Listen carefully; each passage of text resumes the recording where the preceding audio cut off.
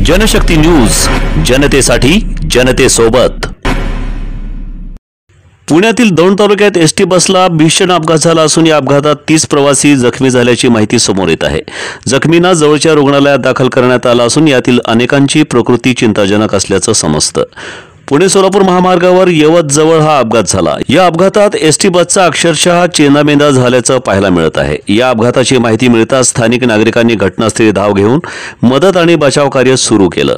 मिळालेल्या माहितीनुसार राज्य परिवहन महामंडळाची एसटी बस पंढरपूरहून मुंबईकडे जाण्यासाठी निघाली होती।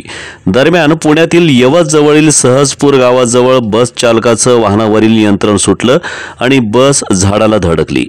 हा अपघात इतका भीषण होता की आसपासच्या लोकांना धडकेचा मोठा आवाज आला। मात्र हा आवाज नेमका कशाचा आहे याची पाहणी करण्यासाठी आलेल्या लोकांना एसटी बस झाडाला धडकल्याचे दिसले। अपघातानंतर स्थानिकांनी वेळ न घालवता बचाव कार्याला सुरुवात केली आणि जखमींना बसमधून सुरक्षित बाहेर काढले। या प्रकरणी स्थानिक पोलीस अधिक तपास करीत आहेत।